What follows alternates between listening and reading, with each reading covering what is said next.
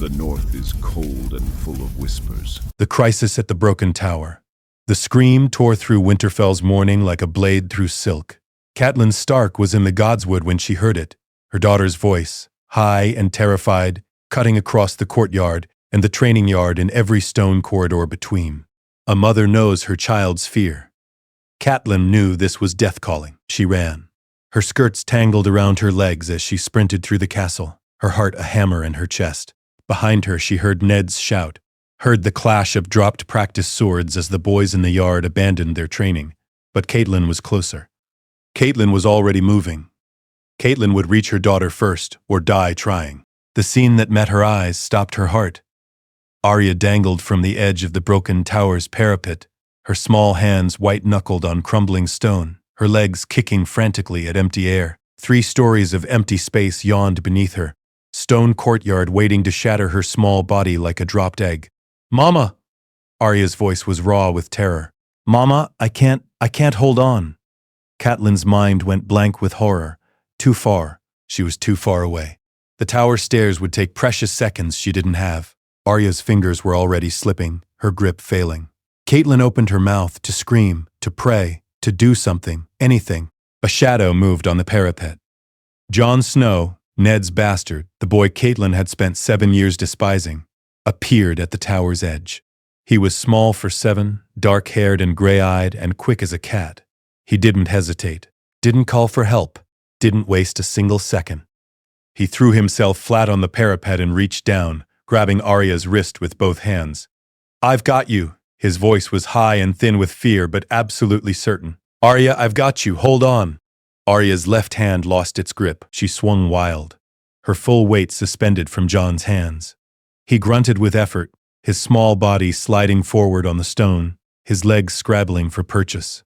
For one terrible heartbeat, Catelyn saw them both falling. Jon pulled over the edge by Arya's weight, both children dying on the stones below. Then Jon braced his feet against a merlin, his face twisting with effort, and hauled. 2 inches. Her right hand found the parapet's edge. Jon kept pulling, his arms shaking, his teeth gritted. Catelyn reached the tower base and started climbing, taking stairs 3 at a time, her breath sobbing in her throat. She could hear Ned behind her, hear Robb and Theon, hear half the castle converging on the broken tower. But Jon didn't wait for help. He pulled Arya up with strength that shouldn't have existed in a 7-year-old's arms, dragged her over the parapet's edge, and collapsed backward with her on top of him. They lay there gasping, tangled together, alive. Catelyn burst onto the parapet and fell to her knees beside them. "Arya, oh gods, Arya."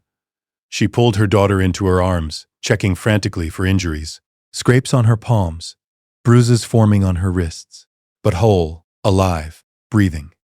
Ned arrived, white-faced, Robb at his heels. "What happened? How did—" "Jon saved me," Arya gasped. Her face was pressed into Catelyn's shoulder, her small body shaking with reaction. "I was trying to climb to see better and the stone broke and I fell and Jon just grabbed me. He didn't even think. He just grabbed me." Catelyn looked at the bastard boy. Jon Snow sat against the parapet, his chest heaving, his hands scraped raw from the stone, his face pale as milk. He looked terrified. He looked like he might be sick. But when his gray eyes met Catelyn's, there was no plea for approval in them, no expectation of reward, just quiet relief that Arya was safe. "I heard her scream," Jon said simply. "I was closest, so I came." Something in Catelyn's chest cracked like ice breaking on a frozen river. This boy, this bastard she'd hated for 7 years, this walking reminder of Ned's infidelity, this stain on her marriage, had just risked his life without hesitation to save her daughter, had heard Arya's scream and run toward danger while others were still processing what they'd heard, had grabbed her with his bare hands and refused to let go even when it might have pulled him to his own death. He was 7 years old, just 7. And he'd been braver than Catelyn had ever been in her life. Ned was checking Jon for injuries, his hands gentle but his face carved from northern granite. "You could have fallen. You could have died." "She's my sister," Jon said, as if that explained everything. As if dying for Arya was the most natural thing in the world. "I couldn't let her fall. She's my sister. Not Lord Stark's daughter, not the lady's child, just sister," spoken with absolute certainty, as if blood and birth meant nothing compared to that simple truth. Catelyn looked at this boy she'd spent 7 years hating and saw him clearly for the first time. He had Ned's face, Ned's honor, Ned's instinctive courage. But he had something else too. Something that shone in those gray eyes, something pure and fierce and utterly stark. He was Pack. He would die for his siblings without question, because that was what Pack did. That was what family did. And Catelyn had treated him like a stranger, like an enemy, like something to be endured rather than cherished. Shame crashed over her like a winter wave, cold and shocking and absolute. "Jon," she said, her voice breaking on his name. He looked at her warily, as well he might. She'd never spoken to him kindly, never called him by name without ice in her voice, had barely acknowledged his existence except to demand Ned keep him away from her sight. Catelyn reached out and pulled him into her arms alongside Arya. Jon went rigid with shock. His whole body tensed like a bowstring, waiting for the blow, the rejection, the inevitable moment when she pushed him away. But Catelyn held on, held both children against her chest, and let herself shake with the terror of what had almost happened and the overwhelming gratitude for what had not. "Thank you," she whispered into Jon's dark hair. "Thank you for saving her. Thank you for being brave." Jon didn't relax, didn't soften into the embrace, just stayed frozen, like he didn't know what to do with kindness from the woman who'd hated him since birth. But he didn't pull away. That night, after Arya was tucked safely into bed and the castle had settled into uneasy calm, Catelyn found Ned in their chambers. He stood at the window, looking out at the godswood, his expression distant and troubled. "You're thinking about Jon," Catelyn said. It wasn't a question. She knew her husband well enough to read his moods, his silences, the way he carried guilt like other men carried swords. Ned turned to face her. "He could have died today. He's 7 years old, Cat. 7. And he risked his life without hesitation because he thought of Arya as his sister." His voice was rough with emotion. "That boy has more courage than most men I've known. More honor than—" He stopped himself. "More honor than—" "What?" Catelyn moved closer. "Than you? Than me?" "I was going to say more honor than he deserves to have, growing up with a mother who hates him." Ned's eyes were bleak. "He saved our daughter, Cat, and he didn't do it for reward or recognition. He did it because it was right, because she needed him.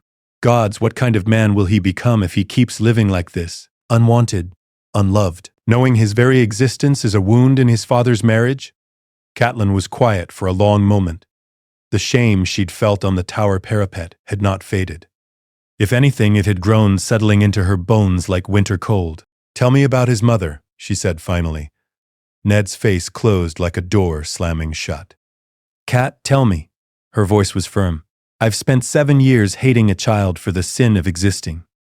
The least you can do is tell me about the woman you loved enough to betray our marriage for. I never—" Ned stopped, took a breath. When he spoke again, his voice was careful, measured, like a man walking across a frozen lake, testing each step for cracks. "Jon's mother was a good woman, a brave woman. She died bringing him into this world, and she made me promise to protect him, to keep him safe no matter the cost." "From what?" Catelyn asked. "From who? What danger could threaten a bastard?" "From the world." Ned's hand clenched on the windowsill. "From people who would hurt him for sins that aren't his. From a realm that judges children for their parents' choices." Catelyn thought about that, thought about Jon's small face, pale with terror and determination as he held Arya above the drop, thought about 7 years of her own cruelty, reflected in his wary eyes. "I've been one of those people," she said quietly. "I've judged him, punished him, made him feel unwelcome in the only home he's ever known. Because I was angry at you. Because I was hurt. Because it was easier to hate a child than to forgive you for the sin I thought you'd committed. You had every right." "Did I?" Catelyn cut him off. "Did I have the right to make a 7-year-old boy's life miserable because of choices made before he was born? Did I have the right to poison our home with my resentment? To teach our children that some siblings don't matter as much as others?" She moved to stand beside Ned at the window. In the distance, she could see a light burning in the servants' quarters where Jon slept, far from the family chambers, separated even in sleep. "Arya calls him brother," Catelyn said. "Robb loves him. Bran follows him everywhere. They don't see a bastard when they look at Jon Snow. They see family. They see Pack. And I—" Her voice broke. "I've been trying to make them see something else. Trying to teach them that blood matters more than character. That legitimacy matters more than love. What are you saying? Catelyn turned to face her husband. I'm saying I was wrong. I'm saying that boy risked his life for our daughter without hesitation, and I've spent 7 years making him feel like he doesn't belong here. I'm saying, she swallowed hard. I'm saying I want to change that, if you'll let me. Ned stared at her. Cat, you don't have to. I do. The words came out fierce, certain. I do have to. Because I'm a Tully of Riverrun, and my words are family, duty, honor. I've been failing at all three. Jon is family. Whether I like how he came to be or not, it's my duty to care for all the children in this house. And it's honorable to love a brave child who deserves love. She met Ned's eyes. He saved Arya. That means something. That changes something. I can't hate him anymore. I won't. You don't have to love him, Ned said carefully. You can simply tolerate him, be kind to him. That would be enough. Would it? Catelyn thought about Jon's face when she'd embraced him. The shock, the confusion, the wariness of a child waiting for the kindness to curdle into cruelty. That boy has spent 7 years knowing his father's wife hates him. Tolerance isn't enough to undo that damage. If I'm going to change, I'm going to do it properly. Completely. I'm going to treat him like he's one of mine. He's not. Ned stopped himself. He's not what? Catelyn pressed. Not mine? He lives in my house, eats at my table, plays with my children, shares their lessons and their home and their name. In every way that matters, he's a Stark of Winterfell. The only thing making him less is my refusal to acknowledge it. Ned looked at her for a long moment. Then, slowly, something in his face shifted. The guilt that had haunted his eyes for 7 years eased just slightly. If you do this, he said quietly, if you truly accept him, it will change everything. I know. Catelyn thought about her daughter dangling from the tower's edge, about Jon's small hands gripping tight, about the choice he'd made in that heartbeat before thought could intervene. Everything's already changed. I just need to catch up. Hash, hash, hash. The morning after Jon woke before dawn in his narrow bed in the servants' quarters, his hands still aching from yesterday's stone burn. For a moment he lay still, listening to the castle wake around him, and wondered if he'd dreamed the whole thing. Lady Catelyn, hugging him, thanking him, her voice breaking with something that had sounded almost like warmth. No. Definitely a dream. Lady Catelyn didn't do warm. Not for bastards. He dressed quickly in the pre-dawn gray, his movements quiet and practiced. Years of trying not to draw attention had made him good at being invisible. He slipped out of his room and made his way through the castle toward the kitchens, planning to grab bread and cheese before anyone else woke up. The great hall was empty this early. Jon was halfway across it when a voice stopped him cold. Jon, wait. Lady Catelyn stood in the doorway, already dressed, her hair bound in a simple braid. She looked tired, nervous, like she was about to do something difficult and wasn't sure she'd survive it. Jon's first instinct was to run. Nothing good had ever come from Lady Catelyn seeking him out. But his feet wouldn't move. He just stood there, waiting for the blow, the rebuke, whatever punishment he'd earned by daring to touch her daughter. Catelyn crossed the hall and knelt before him, bringing her eyes level with his. I owe you an apology, she said quietly. Jon's mind went blank. My lady? For 7 years I've treated you poorly. I've been cold and cruel and unjust. I've made you feel unwelcome in the only home you've ever known. Her voice was steady, but her eyes were bright with unshed tears. You didn't deserve that. You were a baby, you had no choice in how you were born. And I punished you for it anyway. Jon didn't know what to say, didn't know what to do with this. You don't have to. I do, Catelyn interrupted gently. Because yesterday you saved my daughter's life. You risked yourself without hesitation because you love her. Because she's your sister. And that made me see, truly see, what I've been doing. What I've been teaching my children. What I've been teaching you. She reached out and took his scraped hands in hers, holding them carefully, like they were precious. You are brave and good and honorable, she said. You are everything a Stark should be, and I was wrong to treat you as anything less. She took a breath. I want to change that, if you'll let me. I want to be better. To do better, to give you what you should have had all along. A home where you're wanted, a family who loves you. Jon stared at her. His throat felt tight. His eyes burned.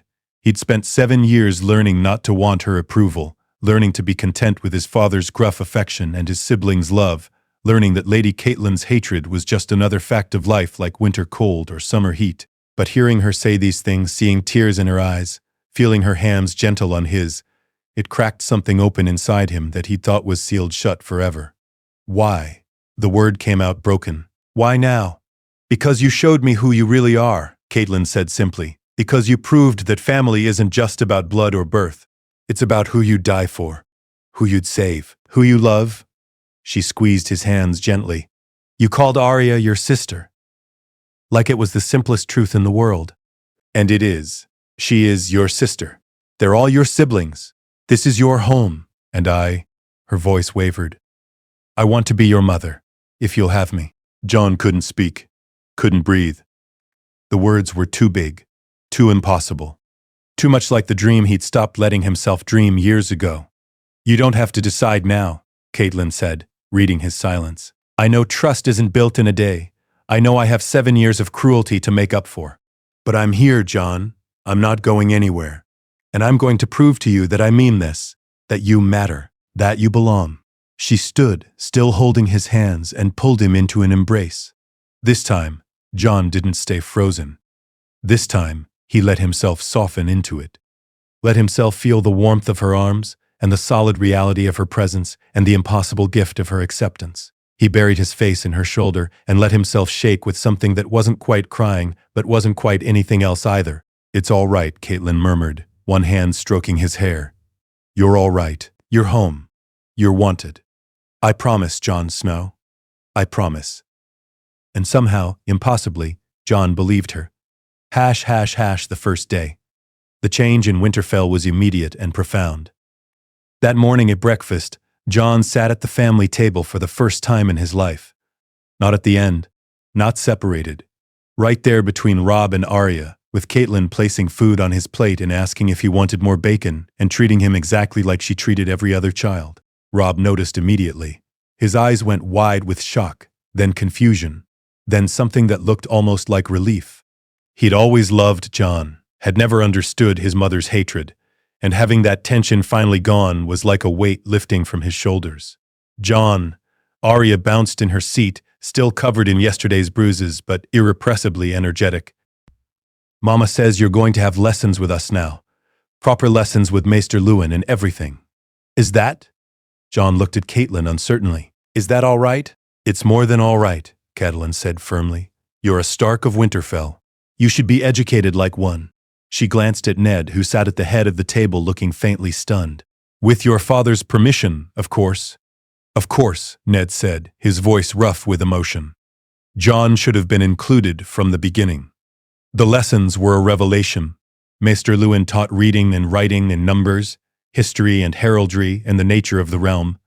Jon had picked up bits and pieces before. Robb had shared some lessons, and Ned had taught him basics. But this was different.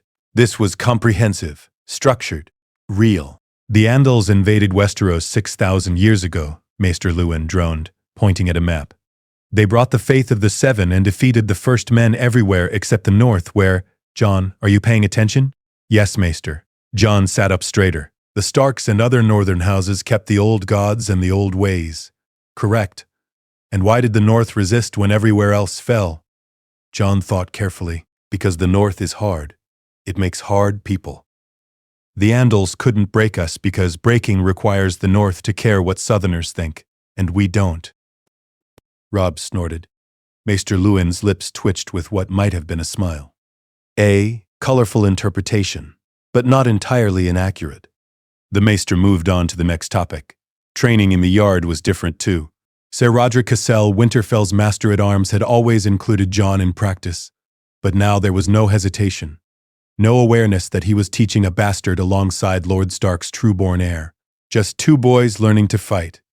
Again, Ser Rodrik barked as Jon and Robb circled each other with blunted practice swords. Jon, your guard is too low. Robb will brain you if you're not careful. Robb attacked immediately, taking advantage of the opening. Jon barely parried in time, the impact shivering up his arms. Better, Ser Rodrik conceded. But Jon, you're thinking too much. Trust your instincts. Your body knows what to do." They sparred for another hour. Jon was smaller than Robb, not as strong, but he was quick, fast enough to slip past Robb's guard occasionally, sharp enough to read his brother's tells and counter before the attack landed. "Good," Ser Roderick called as Jon's practice blade tapped Robb's ribs. "Excellent form, Jon. You're learning." The praise felt strange, foreign. Jon had been praised before. His father had always acknowledged his efforts, but this was different. This was public, official. Acknowledgement that he was worthy of the same training as his brother. Robb grinned at him, not the least bit annoyed at being hit. "You're getting better. Soon you'll be as good as me." "Soon I'll be better than you," Jon shot back, and they both laughed. That night, when the castle settled into sleep, Catelyn came to Jon's room in the servants' quarters. She looked around at the narrow space, the simple furnishings, the distance from the family chambers. "This won't do," she said quietly. "My lady?" Jon stood quickly from where he'd been sitting on his bed. "You're not a servant, Jon. You shouldn't sleep like one." She met his eyes. "Tomorrow we'll move you to the family quarters. There's a room between Robb's and Bran's. It's yours if you want it." Jon's throat went tight. "I don't want to impose." "You're not imposing. You're family." Catelyn crossed to where he stood and put her hands on his shoulders. "I know this is strange. I know you're waiting for me to change my mind, to go back to how things were. But I won't. This is real, Jon. You're my son now, in every way that matters. And sons don't sleep in servants' quarters." "Why are you doing this?" Jon asked, the question he'd been holding back all day finally escaping. "I saved Arya, yes, but what?" 7 years, Lady Catelyn. 7 years you've hated me. One good deed doesn't erase that." "No," Catelyn agreed, "it doesn't erase it. But it opened my eyes. Made me see what I'd been too blind and angry to see before. That you're a good child. A brave child. A child who deserves love." She squeezed his shoulders gently. "I was wrong, Jon. Wrong for 7 years. I can't undo that. But I can do better going forward. And I will. Every single day I will choose to do better." Jon searched her face for signs of deceit, for the crack in the facade, for the moment when this would reveal itself as an elaborate cruelty. He found nothing but sincerity and determination, and something that looked almost like love. "All right," he whispered. "Thank you." "Thank you," Catelyn replied, "for giving me a chance to make this right, for being brave enough to save Arya, for being you." She pulled him into a brief embrace, then stepped back. "Get some sleep. Tomorrow we move you. Tomorrow we keep building this new normal. One day at a time." She left, closing the door softly behind her. Jon sat on his bed in the darkness and felt something vast shifting in his chest. 7 years of learned survival, of staying quiet, staying small, staying out of the way, were crumbling like a wall in a flood. And underneath, something new was emerging. Hope. ###. 6 months later, the change became permanent over the following months.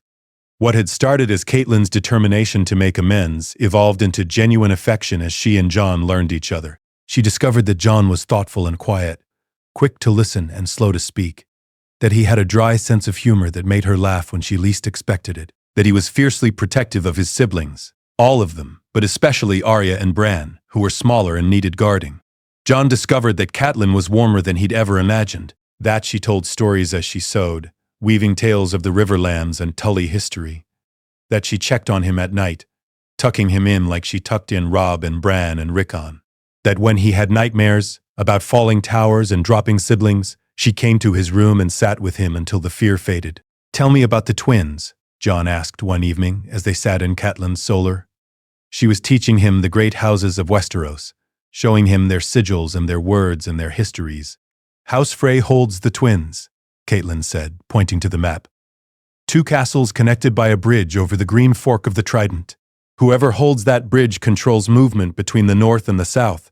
The Freys charge a toll for crossing, and they've grown rich on it over the centuries. That seems," Jon paused, choosing his words carefully, "mercenary." Catelyn smiled slightly. "It is. House Frey is not known for their honor or their loyalty. They're known for their ambition and their paranoia. Lord Walder Frey has had 8 wives and more children than anyone can count. He's always maneuvering for advantage, always expecting betrayal. Should we trust them?" We shouldn't trust anyone completely, Catelyn said. But we can work with them when our interests align. That's what politics is, Jon. Finding common ground with people you might not like. Building alliances that serve everyone involved. Dad. Jon absorbed this. Father says honor is the most important thing. But you're saying sometimes we have to work with dishonorable people? Your father is right. Honor is crucial, but honor without wisdom is just stubborn martyrdom. Catelyn set down her sewing and looked at him seriously. The world is complicated, Jon. Good people sometimes have to make hard choices. Build alliances with questionable houses. Compromise on small things to protect large things. The key is knowing which compromises you can live with and which ones cost too much. How do you know the difference? You ask yourself if you can sleep at night after making the choice. If you can look your children in the eye and tell them what you did and why. If the answer is yes, you make the compromise. If the answer is no, she shrugged. You find another way. These conversations became regular. Catelyn taught Jon politics and diplomacy, the soft power that complemented Ned's lessons on honor and martial skill. She taught him to read people, to understand motivations, to see the games beneath the surface. And Jon, raised with love instead of resentment, absorbed it all like dry ground absorbing rain. You're good at this, Catelyn told him one day as he successfully negotiated a dispute between Bran and Rickon over a wooden sword. You see what people need, not just what they're saying. That's rare. I had good teachers, Jon said, and meant it. By the time winter truly set in, Jon's place in the family was unquestioned. He sat with them at meals, slept in the family quarters, trained with Robb as equals, played with Bran and Rickon and Arya like any brother would. The servants stopped treating him like an outsider. The guards nodded respectfully when he passed. Winterfell had accepted what Catelyn had decreed. Jon Snow was a Stark of Winterfell, bastard-born but loved nonetheless. Ned watched this transformation with quiet wonder. His son, who'd spent 7 years walking on eggshells, was becoming confident. Open, secure in ways Ned had feared might never be possible. You've given him a gift, Ned told Catelyn one night as they prepared for bed. More than that, you've given him himself. The Jon you see now, that's who he always could have been if he'd felt safe enough to be it. He was always himself, Catelyn said. I was just too blind to see it. She thought about the boy who'd grabbed Arya without hesitation, who studied politics with fierce attention, who protected his siblings like a wolf guarding his pack. But I see him now, and I'm going to make sure he knows every day that he's wanted, that he's loved, that he belongs. He's lucky to have you. We're lucky to have him. Catelyn blew out the candle and settled into bed beside her husband. All of us. The gods gave us a gift when they brought Jon into this family. It just took me 7 years to recognize it. In his room down the hall, Jon lay awake listening to the castle settle around him. His family, his home, his mother, because that's what Catelyn was now, what she'd become through choice and determination and love, had tucked him in an hour ago, had kissed his forehead and told him sweet dreams. For the first time in his life, Jon Snow felt like he belonged somewhere, and he swore to himself that he would be worthy of it. Worthy of Catelyn's love and Ned's pride and his siblings' affection. He would be the best Stark he could be, would live up to the name and the honor and the pack. He would make them proud. Ghost, the albino direwolf pup who'd attached himself to Jon 6 months ago, stirred at the foot of the bed. The wolf's red eyes glowed in the darkness, watching, guarding. Jon reached down and scratched behind Ghost's ears. We're home, he whispered to the wolf. Finally. Really home. Ghost's tail thumped once against the blankets, and Jon smiled in the darkness. Tomorrow would bring training and lessons and all the normal rhythms of Winterfell life. But tonight, Jon Snow, son of Eddard Stark, brother to Robb and Sansa and Arya and Bran and Rickon, beloved of Catelyn Stark, was simply, perfectly content. The broken tower stood in the distance, a reminder of how close they'd come to tragedy. But Jon didn't dream of falling that night. He dreamed of wolves running together through snow, of family that couldn't be broken, of pack that would never abandon their own. He dreamed of home. Hash. The growing years. 5 years passed. Jon grew from a small, wary child into a confident young man of 12, tall for his age and serious beyond his years. Robb remained his closest companion. They were more twins than brothers despite the age gap, finishing each other's sentences and moving through the world in tandem. Training in the yard had become their shared obsession. Ser Roderick pushed them both hard, recognizing that Robb would need to be a warrior lord, and Jon would need to be his right hand. Again, Ser Roderick bellowed as Jon and Robb circled each other with real steel now, their practice blades replaced by actual swords, blunted for safety but weighted like the real thing. Robb attacked high. Jon parried and riposted low. Their blades rang together in a familiar rhythm. They'd fought each other so many times they knew each other's moves by heart. "You're getting predictable," Jon said as he sidestepped one of Robb's favorite combinations. "You're getting cocky," Robb shot back, adjusting his strategy immediately. They fought for another 10 minutes before Ser Roderick called a halt. Both boys were sweating despite the autumn chill, breathing hard but grinning. "Good," Ser Roderick said with satisfaction. "You fight well together. But Jon, you're holding back. I can see it. You're faster than Robb. You could press that advantage." "We're brothers," Jon said simply. "I'm not trying to humiliate him. In battle, you might need to save him. Can't save him if you're pulling your punches in training." Ser Roderick pointed his sword at Jon. "Next time, fight like you mean it. Robb can take it." "Can't you, lad?" "I can take anything Jon dishes out," Robb agreed. "Stop coddling me, brother. I need to know my weaknesses if I'm going to be Lord of Winterfell someday." Jon nodded slowly. The next bout, he didn't hold back. His blade moved faster, sharper, exploiting every opening Robb left. Within 2 minutes, he had Robb disarmed and his blade at his brother's throat. Robb stared at him, shocked. You could have beaten me this whole time?" I don't care what you wanted." But Robb was grinning even as he said it. "That was brilliant. Teach me to move like that." So Jon taught him, showed him the footwork, the timing, the way to read an opponent's breathing and predict their next move. Robb absorbed it all eagerly, and soon they were pushing each other to new heights. Catelyn watched these training sessions sometimes, her sewing forgotten in her lap as she observed her sons, because that's what they were. Her sons, both of them. Jon might not have her blood, but he had her heart, had earned it through years of quiet dedication and fierce love for his siblings and unwavering loyalty to the pack. "They're going to be formidable," Ned said quietly, coming to stand beside her. "Together, I mean." Jon's strategic mind with Robb's natural leadership.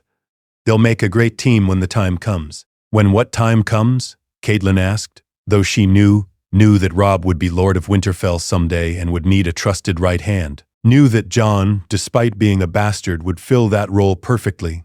"When I'm gone. When Robb rules here." Ned's voice was heavy. "I'm getting older, Cat. Someday. Someday is not today," Catelyn said firmly. "Don't borrow tomorrow's grief. We have now.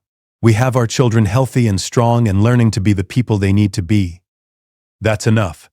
In the yard below, Jon and Robb had moved from sparring to strategizing, drawing formations in the dirt and debating tactics. Arya appeared from nowhere. She was 13 now and fast as lightning, her tomboy ways undiminished by Septim Ordaine's best efforts, and demanded to be included in the lesson. "Girls don't need to know battle tactics," Robb teased. "Girls might need to defend their homes when brothers are away being stupid," Arya shot back.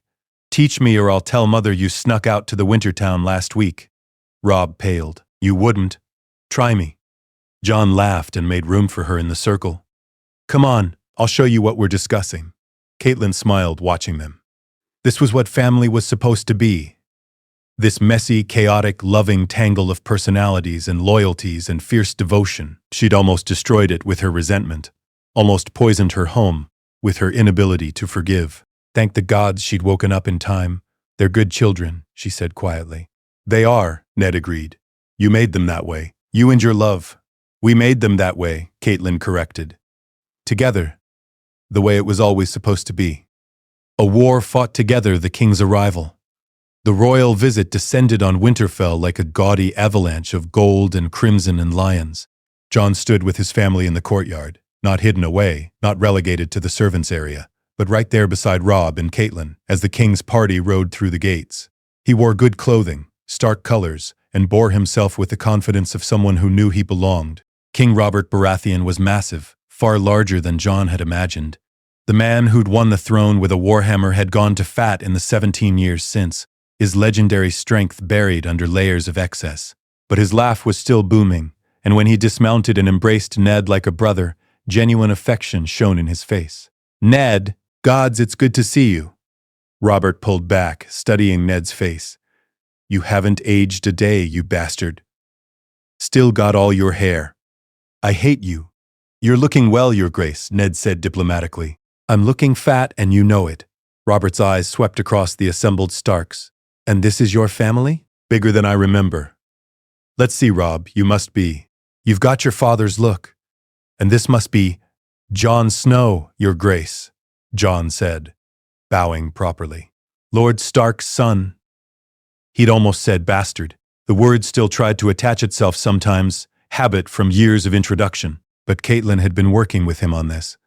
How to present himself. How to stand tall. How to claim his place without apology. Robert studied him with bleary but sharp eyes. "Snow, eh? Well, at least Ned gave you his name, if not his castle. Better than some bastards get." He clapped Jon's shoulder with a meaty hand. "You look like a Stark boy." "Good. The North needs Starks." The Queen arrived then, beautiful and cold as winter ice. Cersei Lannister swept into the courtyard with her children trailing behind. Golden-haired Joffrey, sweet Myrcella, young Tommen. She looked at the Starks like they were curiosities in a menagerie, her green eyes calculating and dismissive. "My queen," Ned said, bowing. "Lord Stark." Cersei's eyes lingered on Catelyn. "Lady Stark. You keep your husband's bastard close, I see." "How? Progressive." The insult was delicate but unmistakable. Jon tensed, waiting for the old familiar shame, but Catelyn's hand settled on his shoulder, firm and warm. "Jon is family," Catelyn said simply. "Family stays close." Something flickered in Cersei's eyes, surprise perhaps, or disdain, but she moved on without further comment, following Robert into the castle. That night the feast was magnificent. The great hall overflowed with nobles and food and wine. Jon sat at the high table between Robb and Arya, watching the spectacle with quiet fascination. "The Queen hates us," Arya whispered, leaning close. "Did you see her face?" "She hates everyone who isn't a Lannister," Jon murmured back. "Don't take it personally." "I'm not. I just want to know who I should avoid stabbing when the time comes." "Arya!" But Jon was smiling. His sister's bloodthirstiness was mostly theoretical. Mostly. Prince Joffrey held court at the other end of the table, surrounded by sycophants and servants. He was 13, Jon's age, but carried himself like he owned the world. When his eyes met Jon's, something cold and evaluating passed between them. "The bastard," Joffrey said, loud enough to carry. "I heard about you, the Stark bastard who thinks he's good enough to sit at the high table." The hall quieted slightly. Jon felt Robb tense beside him, felt Catelyn's eyes on him from where she sat with the king and queen. "I'm Jon Snow," Jon said evenly, "and I sit where my family places me." "Your family?" Joffrey's smirk was ugly. "Your father fucked some tavern wench and you think that makes you family? You're a mistake. A stain. You should be grateful they let you sleep in the barn." Robb started to rise, his face flushing with anger. Jon caught his arm, holding him back. This was his fight, his moment. And he'd been trained for this. Catelyn had spent years teaching him how to navigate insults, how to respond with dignity, how to win without swords. "My family loves me," Jon said quietly. "They chose to keep me close. They chose to raise me as one of them. That's worth more than any accident of birth." He met Joffrey's eyes steadily. "Can you say the same, Prince Joffrey? That your family loves you? Or do they just tolerate you because they have to?" Joffrey's face went purple. "You dare." "I dare speak truth," Jon interrupted. "You are a prince. Congratulations. You were born to the right woman at the right time. I'm a bastard. I was born to the wrong woman at the wrong time. Neither of us earned our positions. The difference is, I'm grateful for what I have. Are you?" Silence. The whole hall was listening now. King Robert, drunk at the head of the table, was watching with amused interest. Ned looked torn between pride and concern. Catelyn was smiling slightly, a fierce pride in her eyes. Joffrey sputtered, unable to form a response. Finally, he stood abruptly and stormed from the hall, his face twisted with humiliated rage. "Well," Robert said into the silence, then barked a laugh. "The boy's got stones, Ned. I'll give him that. Putting Joffrey in his place, that's worth a toast." He raised his cup. To Jon Snow, who speaks truth to princes. The hall erupted in laughter and cheers. Jon sat down slowly, his heart pounding, wondering if he'd just made a terrible mistake. Catelyn leaned over and whispered in his ear, "Well done. You handled that perfectly." "He's going to hate me now," Jon whispered back. "He was going to hate you anyway. At least now everyone knows you can defend yourself." She squeezed his shoulder. "I'm proud of you." Later that night, after the feast had dissolved into drunken revelry, Jon found himself in the Godswood with his father. Ned stood before the heart tree, his face grave in the moonlight. "You made an enemy tonight," Ned said quietly. "I know." Jon leaned against a tree. "Should I have stayed silent?" "No. You did right." Ned turned to face him. "But Jon, Joffrey is a prince. He has power. He'll remember this insult. If you ever cross paths again, he'll try to hurt you. Then I'll defend myself when that happens." Jon met his father's eyes. "I won't apologize for having dignity. Mother taught me that." He stopped. The word had slipped out naturally, unconsciously. Mother. He'd never called Catelyn that before. Always my lady or Lady Catelyn or nothing at all. Ned's expression softened. "She did, didn't she?" "I'm sorry, I didn't mean." "Don't apologize." Ned crossed to him, putting a hand on his shoulder. "Cat has been a mother to you, in every way that matters. Calling her that, it's right, it's good." Jon felt something tight in his chest loosen. "It feels strange, like I'm claiming something I don't deserve." "You deserve every bit of love she's given you," Ned said firmly. "Every bit of love we've all given you. You're my son, Jon. My son in every way that matters.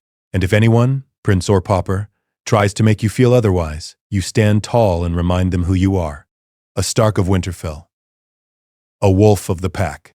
Understand?" "Yes, father." Jon's voice was rough with emotion.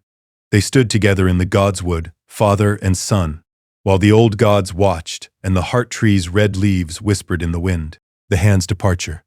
The morning King Robert asked Ned to be Hand of the King, the world shifted on its axis. Jon was in the training yard with Robb when the summons came. Maester Luwin appeared, his face grave, requesting they both attend their father in his solar immediately. They found Ned at his desk, Catelyn standing by the window, both looking like they'd aged 10 years overnight. "Father," Robb asked, "what's happened?" "The king has asked me to serve as Hand," Ned said heavily. "Jon Arryn is dead. Robert needs someone he trusts in King's Landing." Jon felt ice slide down his spine. King's Landing was a viper pit. Everyone knew it. The Lannisters ruled there in all but name, and they didn't tolerate threats to their power. "You can't," Jon said. "Father, you can't go there. It's not safe." "He's right," Catelyn added. "Ned, you know what King's Landing is, what the court is like. They'll eat you alive." "I don't have a choice," Ned said quietly. "Robert is my king. More than that, he's my friend. He's asking me for help. How can I refuse?" "Easily," Robb said. "You say no, you tell him the North needs you. You tell him." "I tell him what? That I'm afraid?" Ned's voice was sharp. "That I'd rather hide in Winterfell than serve my kingdom? What kind of example does that set for you? For all of you?" Silence fell. Jon exchanged a glance with Robb. Their father was right, much as Jon hated to admit it. Duty was duty. Honor was honor. Ned Stark couldn't refuse his king without dishonoring everything he'd taught them. "Then we come with you," Robb said. "Jon and I. We can help. We can watch your back in King's Landing." "No." Ned was absolute. "You stay here, Robb. You're my heir. You need to learn to rule. Winterfell needs you. Then send Jon. He can be your eyes and ears." "He can—" "Jon stays too," Catelyn interrupted. Her voice was firm. "Both of you stay. The North needs Starks. If Ned goes south, you both stay here and hold the North together." Jon wanted to argue. Wanted to insist he could help, could protect his father, could be useful. But looking at Catelyn's face, he saw the fear there, the terror of losing her husband to the southern pit of vipers. "If she lost Ned and her sons, we'll stay," Jon said quietly. "Mother's right. The North needs us here." Catelyn's eyes flicked to him at the word mother, softening briefly before hardening again with determination. "It's settled then," Ned said. "I go south. Robb remains as acting Lord of Winterfell. Jon supports him. Cat," he looked at his wife. I need you to come with me to protect Sansa and Arya, to be my counsel in that place." Catelyn closed her eyes briefly. When she opened them, they were dry but fierce. "If I go, the boys are here alone, without either of us." "They're not boys anymore," Ned said gently. "Robb is nearly 15. Jon is 13. They're young men, strong ones. They can hold Winterfell for the months we're gone." "Months?" Robb's voice cracked slightly. "You think it will only be months?" "I hope so." But Ned's tone said he doubted it. The preparations took 2 weeks. In that time, Jon and Robb were given a crash course in ruling. Ned showed them the household accounts, the tax records, the endless details of managing a great castle and the lands around it. Maester Lewin provided additional instruction on handling disputes, managing the harvest, preparing for winter. "The most important thing," Ned told them on the last night before departure, "is trust. Trust each other. Robb, you're lord here in my absence. Your word is law. But Jon," he looked at his bastard son, "Jon has wisdom you don't. He sees things clearly. Listen to him. Let him guide you when you're uncertain." "I will," Robb promised. "And Jon, support your brother. Don't undermine him. Don't question him in public. You two are a team. Act like it." "Yes, father," Jon said. Catelyn pulled them both aside that night as well. Her embrace was fierce, desperate. "Stay together," she whispered. "Promise me. Whatever happens, stay together, protect each other. Be the pack." "We promise," they said in unison. The morning of departure was gray and cold. The whole household assembled to see Lord Stark off. Ned embraced each of his children, giving Robb final instructions, and Jon a long look that spoke of trust and faith and love. "Keep him steady," Ned murmured in Jon's ear. "Keep the pack together. I'm counting on you." "I won't fail you," Jon promised. Catelyn was last. She held Jon for a long moment, her hand stroking his hair. "Be safe," she whispered. "Be smart. Be the man I know you are. Come back to us," Jon whispered back. "Please, come back." "I will." But her voice wavered. "I promise." Then they were gone, riding south with the king's party, leaving Winterfell strangely empty in their wake. Jon and Robb stood on the walls and watched until the column disappeared from view. Then they turned to each other, and the weight of responsibility settled on their shoulders like a mantle. "Well," Robb said. "Here we are. Here we are," Jon agreed. "Lord Stark." "Don't call me that. Not when we're alone. I'm still just Robb. Your brother. You're more than that now. You're the Lord of Winterfell." Jon gripped his shoulder. "But yes, always my brother. Always pack.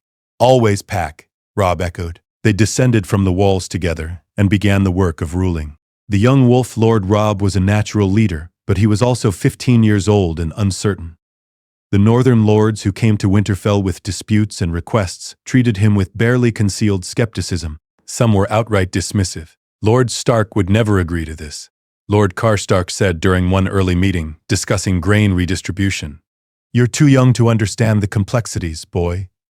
Jon saw Robb's jaw tighten, saw his brother struggling to maintain composure in the face of such blatant disrespect. "Lord Robb understands perfectly," Jon said quietly from where he stood at Robb's side. "The northern villages need grain for winter. House Karstark has surplus. Sharing is not just strategic, it's honorable. It's what makes us Starks, what makes us different from the South." Lord Karstark's eyes flicked to Jon, then back to Robb. "And who are you to speak in council?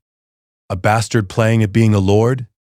"He's my brother," Robb said, his voice hard now. "My advisor, my right hand, and he speaks with my authority.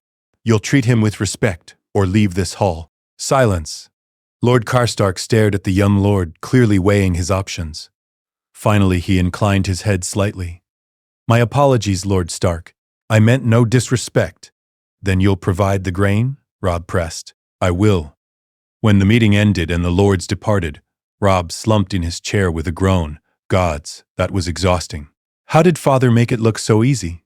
"Practice," Jon said. "And he had 30 more years of it than you." He sat on the edge of the table. "You did well. You stood your ground, asserted your authority. That's what matters." "I wanted to punch him," Robb admitted. "When he called you a bastard playing at Lord, I wanted to break his nose." "I know, but you didn't. You stayed in control. That's leadership. Jon smiled slightly. Besides, he's not wrong. I am a bastard. That's just fact. You're my brother, Robb said fiercely. That's the only fact that matters. The months passed. Robb grew into his role with Jon's steady support. They made a good team, Robb's natural charisma and decisive action balanced by Jon's careful analysis and strategic thinking.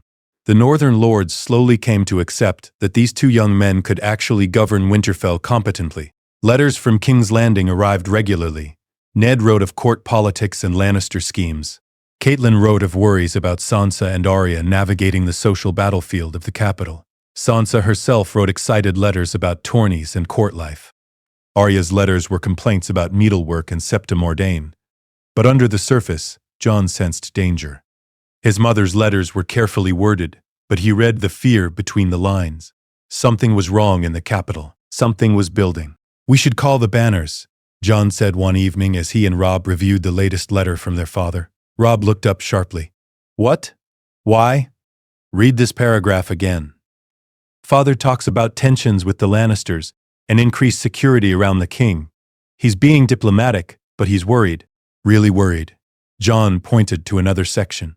"And Mother writes about taking precautions for the girl's safety. That's not normal court paranoia. That's genuine fear." Robb read the letters again, slowly. "You think Father's in danger?" "I think everyone in King's Landing is in danger. The Lannisters rule there. The Queen hates Father for being Robert's friend and for having more honor in his little finger than all of them combined. If something happens to the king, the Lannisters would move against Father immediately," Robb finished. He stood pacing. "But we can't call the banners without cause. The lords would think we're paranoid children playing at war. Then we prepare quietly. Send messages to our most loyal bannermen. Ask them to be ready. To have men prepared to march if we call." Jon stood as well. "I'm not saying we mobilize for war. I'm saying we don't get caught with our pants down if war comes to us." Robb considered this for a long moment, then nodded. "All right. We prepare, quietly. Just in case." It was the right decision, though they didn't know it yet. Because in King's Landing, Ned Stark was discovering truths about Joffrey's parentage. Truths that would get him killed. The Raven. The Raven arrived at dawn 3 months after Ned's departure. Jon was already awake, training in the yard with his sword, when Maester Luwin appeared at a run. Something the old man never did. His face was ashen. A message clutched in his trembling hand. "Jon, get Robb. Now. Both of you, my chambers." Immediately, Jon's blood turned to ice. He dropped his practice sword and ran. They assembled in Luwin's tower. Jon, Robb, Maester Luwin, Sir Roderick Cassel. The Maester's hands shook as he handed Robb the message. Robb read it. His face went white, then red, then white again. "No," he whispered. "No, this isn't." Jon took the message from his brother's nerveless fingers. Read words that made his world tilt sideways. Eddard Stark, arrested for treason. Accused of plotting against King Joffrey, imprisoned in black cells. Sansa and Arya held in Lannister custody. Cersei Lannister is Queen Regent. King Robert is dead. Catelyn, Mother? Jon's voice came out strangled. "Where's Mother?" "Is she—" "Read the rest," Luwin said quietly. Jon's eyes found the final lines. "I escaped the city. Heading to Riverrun to gather forces. The Lannisters will execute Ned unless we act. Call the banners. This is war. Protect yourselves. I love you both." Mother's silence descended like a tomb sealing shut. Then Robb exploded. "Those fucking Lannisters!" He swept the contents of Luwin's desk to the floor. "Those treacherous, lying, murdering, Father did nothing. He was loyal. He served the king faithfully, and they—" His voice broke. "They're going to kill him. They're going to execute him for treason, and he never—" Jon grabbed his brother's shoulders, forcing Robb to look at him. "Listen to me. Listen." Jon's voice was steady despite the scream building in his chest. "Father is alive. For now. Sansa and Arya are alive. Mother is safe. We still have time. We can still fix this." "How?" Robb's eyes were wild. "How do we fix this? We're here and they're there and—" "We do exactly what Mother said. We call the banners. We raise the north. We march south and we get them back." Jon's hands tightened on Robb's shoulders. But we do it smart. We do it carefully. We don't charge off half-cocked and get ourselves killed. We plan. We strategize. We win. Jon's right, Ser Roderick said heavily. This is war now, Lord Robb. The North is at war with the Crown. You need to lead. You need to be the lord your father raised you to be. Robb took a shuddering breath, then another. Slowly, the wildness in his eyes crystallized into something harder, something cold and sharp and deadly. Send the ravens, he said, his voice steady now. All our bannermen, the Karstarks, the Umbers, the Mormonts, the Glovers, all of them. Tell them Eddard Stark has been arrested on false charges. Tell them the North rides to war. Tell them. He paused. Tell them the wolves are coming. Maester Lewin nodded and left to begin drafting messages. Ser Roderick followed, muttering about armor and weapons and gathering the household guard. Jon and Robb stood alone in the suddenly quiet chamber. I'm scared, Robb admitted quietly. I've never been this scared in my life. I know. Jon pulled his brother into a brief, fierce embrace. I am too. But we don't have the luxury of fear right now. We have to be strong. For father. For the girls. For mother. For the North. I can do this, Robb said, like he was trying to convince himself. I can lead. I can fight. I can. You can, Jon said firmly.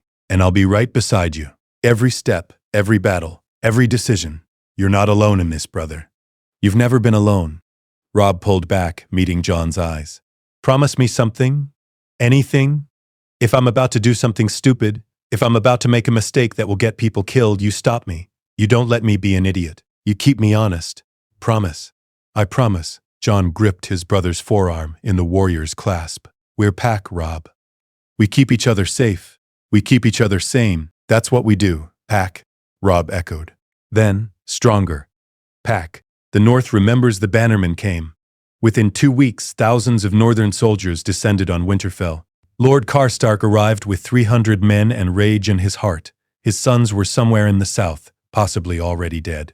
Lady Mormont sent her best warriors. The great Jon Umber came with his booming voice and his massive axe and enough fury to match Robb's own. The War Council assembled in Winterfell's great hall. 20 northern lords, all of them older than Robb, all of them looking at him with varying degrees of skepticism and hope. Robb stood at the head of the table, Jon at his right hand. He looked every inch the young lord, tall, strong, fierce. But Jon could see the tension in his brother's shoulders, the uncertainty in his eyes. The Lannisters have my father, Robb said, his voice carrying through the hall. They've imprisoned him on false charges of treason.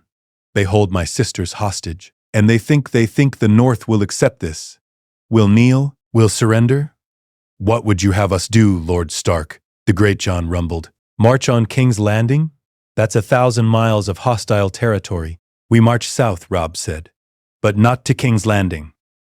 Not directly. First, we meet with River Run. My mother's forces. We combine our strength.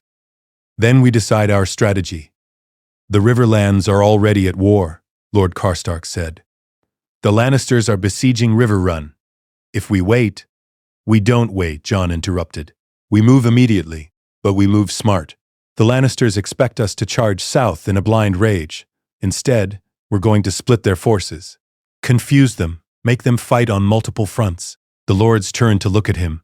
Jon felt the weight of their scrutiny, a bastard offering strategic advice in a war council. But Robb's presence at his side gave him confidence. Explain, Lord Umber said.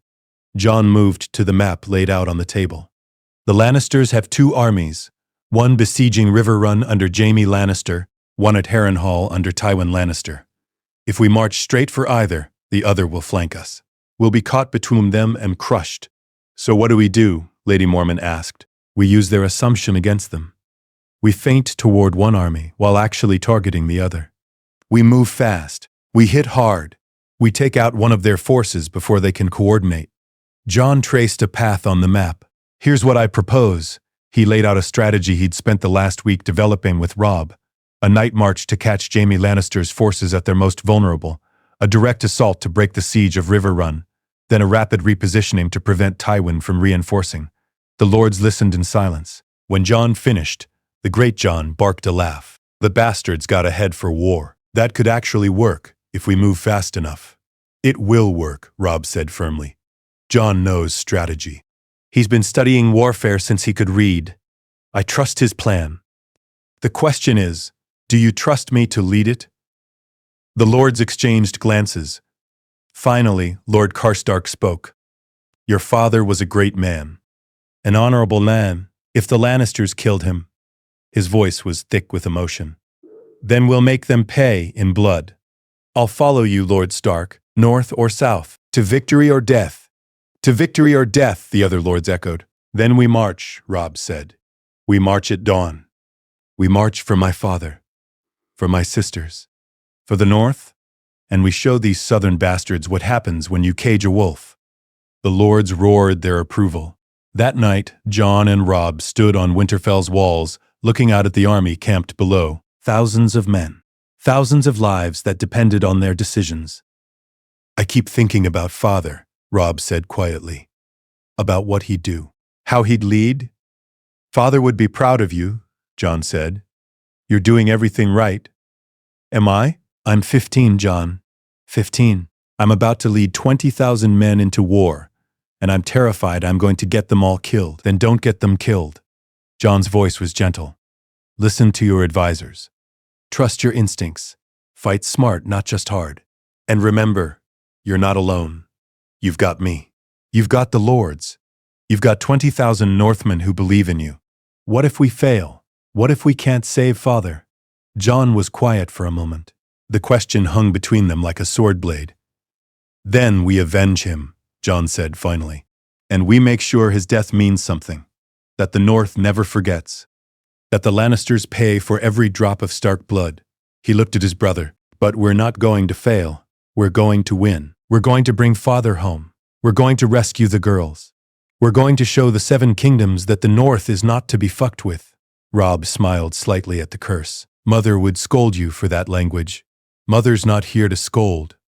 Jon's voice softened. Gods, I miss her. Me too. Robb gripped the parapet. When this is over, when we've won and everyone's home safe, I'm never letting them go south again. I don't care if Robert himself rises from the grave and demands it. This family stays together, in the north, where we're safe. Where we're pack, Jon agreed. They stood together in the cold night air, two young men on the edge of war, and drew strength from each other. Tomorrow they would march. Tomorrow the real test would begin. Tomorrow they would find out if they were strong enough, smart enough, brave enough to save their family. But tonight they were just brothers. Just pack. Just two wolves preparing to hunt, and the North would remember. The Whispering Wood. The Northern army moved like a winter storm, fast, fierce, unstoppable. They marched south in perfect discipline, the Lord's forces combining into a unified whole under Robb's leadership. 20,000 men singing northern songs, flying northern banners, ready to die for their Lord. Jon rode beside Robb at the column's head, gray wind loping alongside. The direwolves had grown massive. Ghost was with Jon, white as snow and silent as death. The wolves made the men nervous, but they also made them brave. Having direwolves march with you felt like the old gods themselves had blessed the cause. Scouts report Jaime Lannister's forces are exactly where we thought, Robb said, reading the latest message. Camped outside River Run, arrogant and comfortable. They don't expect us. Good, Jon said. We'll hit them at night. Their sentries will be tired. Their commanders drunk. We'll have surprise on our side. You really think we can take them? Robb's voice was low enough that only Jon could hear. They're veteran soldiers. We're farmers and craftsmen. This is their profession. We're also fighting for our family, Jon said. They're fighting for gold and glory. That matters. That makes a difference when the steel starts singing. They reached the Whispering Wood 2 days later. A forest thick enough to hide an army, close enough to Lannister camp to strike fast. Robb called a council of war. We move tonight, he announced to the assembled lords. Lord Karstark, you'll lead the vanguard. Hit them hard from the west. Lord Umber, you take the right flank. Sweep around and cut off their retreat. Everyone else, we drive straight through the center. Our goal is to capture Jaime Lannister alive. He's our leverage, our bargaining chip for father's freedom. And if we can't take him alive, Lord Karstark asked, then we take him dead and settle for revenge, Robb said flatly. But I prefer leverage. The attack was set for midnight. Jon spent the hours before battle checking weapons and armor, talking to the men, trying to keep his own fear locked down deep where it couldn't infect others. He found Robb in his tent an hour before the assault, strapping on armor with shaking hands. "Let me help," Jon said quietly. They worked together in silence, Jon helping Robb with the complicated buckles and straps. When they finished, Robb looked like a lord, like a warrior, like a king. "I'm going to kill someone tonight," Robb said softly. "Probably several someones. I've trained for this my whole life. But I know." Jon checked his own sword, feeling its weight. "I'll be right there with you. Whatever happens, we face it together." "Together," Robb echoed. Midnight came. The northern army moved through the whispering wood like ghosts, thousands of men managing near-perfect silence. Jon's heart hammered against his ribs. Every shadow looked like an enemy. Every crack of a branch sounded like discovery. Then they broke from the tree line, and chaos erupted. The Lannister camp was caught completely unprepared. Men scrambled from tents, grabbing weapons, trying to form defensive lines. But the Northerners were already among them, cutting them down like wheat before a scythe. Jon's first kill was a Lannister soldier who came at him with a spear. Jon's sword, a gift from Ned, Valyrian steel named Longclaw, caught the spear's shaft and shattered it. His repose took the man in the throat. Blood. So much blood. The man died gurgling, and Jon felt bile rise but forced it down. No time. No time to think or feel or process. He fought in a daze after that. His training took over. Ser Roderick's lessons, years of practice, muscle memory guiding him through the nightmare. Parry. Strike. Move. Parry. Strike. Move. Men died on his blade. He didn't count, didn't let himself count.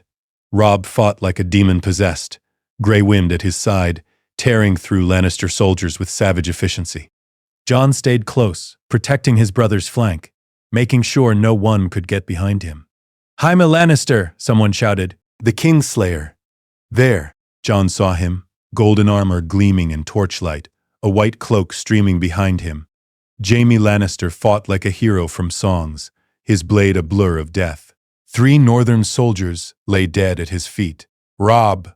Jon grabbed his brother's arm. "There, we need to take him." They converged on the Kingslayer with a dozen other northerners. Jaime cut through them like butter, his skill making everyone else look like children playing with sticks. But numbers told. They wore him down, surrounded him, knocked his sword from his hand. "Yield!" Robb shouted, his blade at Jaime's throat. "Yield and you live." Jaime Lannister looked up at them. 2 young men barely old enough to shave, covered in blood and breathing hard, and laughed. The young wolf and his bastard brother. How poetic. But he raised his hands. "I yield. You win this round, boys." The battle ended soon after. With their commander captured, the Lannister forces broke and ran. The siege of Riverrun was lifted. The Northern army had won. Jon stood in the aftermath, surrounded by the dead and dying, and felt nothing but cold. He'd killed men tonight. How many? He didn't know. Enough. Too many. Their faces would haunt his dreams, but they'd won. They'd actually won. Robb appeared at his side, gray-faced but triumphant. "We did it. Gods, Jon, we actually did it." "We did," Jon said numbly. "What now?" "Now we send word to King's Landing. We've got Jaime Lannister. We've got leverage." Robb's eyes were hard. "And we get father back. The truth and the dawn, the prisoner and the price." Jaime Lannister sat in chains in Riverrun's dungeons, looking remarkably composed for a man who'd just lost a battle in his freedom. Jon studied him through the bars, trying to reconcile this smirking golden knight with the monster who'd crippled Bran. That revelation had come from Catelyn, who'd arrived at Riverrun 3 days after the battle. She'd embraced her sons with desperate strength, checked them both for injuries, and wept with relief that they were alive. Then she'd told them everything. About Bran's fall, about the Lannister conspiracy, about Jaime pushing a 7-year-old boy from a tower to hide his incestuous relationship with the Queen. Robb had wanted to execute Jaime immediately. Jon had barely stopped him. "We need him alive," Jon had argued, gripping Robb's arm as his brother's sword hung over the Kingslayer's neck. "He's the only leverage we have. Kill him, and we lose any chance of getting father back." Now standing outside Jaime's cell with Catelyn, Jon felt that decision's weight. Every moment this man lived was an insult to Bran, but every moment he lived was also a chance to save Ned. He's too comfortable, Catelyn observed, her voice cold. He thinks we won't kill him. Thinks his family name protects him. Doesn't it? Jon asked. It should, but I'm finding it harder to care about should. Catelyn's hand rested on the dagger at her belt, the same dagger the assassin had tried to use on Bran. Part of me wants to go in there and cut his throat myself. Mother, I won't. She took a breath, steadying herself. But I want to. I want it so badly my hands shake. That man destroyed my son. Pushed him from a tower like he was garbage. And now we have to keep him comfortable and safe because we need his value as a prisoner. Her voice broke. The world is obscene sometimes. Jon pulled her into an embrace. We'll make him pay. Eventually. When father's safe and the girls are home, we'll make all the Lannisters pay for what they've done. Promise? I promise. A raven arrived that afternoon from King's Landing. Robb read it first, his face going white, then handed it to Jon without a word. Your father confessed to treason. He admitted plotting against King Joffrey and attempting to steal the throne. In the king's mercy, he will be allowed to take the Black and join the Night's Watch, send him north in chains and release Jaime Lannister, or the king's mercy will be withdrawn. You have 1 week. Cersei Lannister, Queen Regent. It's a lie, Jon said immediately. Father would never confess. Never. They tortured him or threatened the girls or... It doesn't matter if it's a lie, Catelyn said quietly. She'd come to read the message over Jon's shoulder. What matters is they're offering terms. Ned lives. He goes to the Wall. We get him back. At what cost? Robb demanded. We give up Jaime Lannister? Our only leverage? Then what's to stop them from killing father anyway, or keeping the girls forever? Nothing, Jon said. Which is why we don't accept these terms. Catelyn looked at him sharply. Jon, think about it, mother. They want Jaime back desperately, desperately enough to offer father's life for him. That means Jaime is worth more to them than they're admitting. If we trade him now, we lose all our leverage and have to trust the Lannisters to keep their word. Jon met her eyes. Do you trust the Lannisters? No, she admitted. But what choice do we have? We make a different offer, Jon said. We keep Jaime until father is safely at the Wall, until Sansa and Arya are returned to us. Then, and only then, we trade. We make it clear that if anything happens to father or the girls, Jaime dies. Slowly. Robb was nodding. That could work. It gives us insurance. Make sure they keep their promises. It also means keeping Jaime alive longer, Catelyn said. Keeping the man who hurt Bran alive and safe while your brother still lies broken in Winterfell. I know, Jon said quietly. Believe me, mother, I know. But Bran would want us to save father. He'd want his sisters home. He'd understand. Catelyn closed her eyes briefly. When she opened them, they were dry but haunted. All right, we send your counteroffer. We keep Jaime as insurance. And we pray to the old gods and the new that this works. The king in the north. The counterproposal was sent. The response took a week to arrive. When it came, it was not from Cersei, but from Tyrion Lannister, the imp, who'd apparently seized control of King's Landing politics in his father's absence. Your terms are acceptable with modifications. Eddard Stark will be sent to the Wall under guard. Your sisters will be returned to you when your father reaches Castle Black safely. Jaime Lannister will be released when we have confirmation that Eddard has taken the Black. Hostages will be exchanged at the Twins under neutral supervision. Break this agreement, and we resume the war with prejudice. Tyrion Lannister, acting hand of the king. It's a good offer, Catelyn said, reading the message for the third time. Better than I expected. Tyrion is more reasonable than his sister. Or it's a trap, Robb said. The twins are held by Walder Frey. He's neutral now, but he could turn on us in a heartbeat. Then we make sure he doesn't, Jon said. We honor the agreement we made with him when we crossed the twins the first time. What was it? One of us marries one of his daughters? Robb made a face. I'm supposed to marry a Frey girl, eventually, when this is all over. Then you confirm that commitment, Jon said. You give Lord Frey public assurance that you'll honor the marriage pact. That keeps him neutral. That makes the twins safe ground for the exchange. I hate this, Robb muttered. I hate having to dance around politics when what I want to do is ride to King's Landing and burn it to the ground.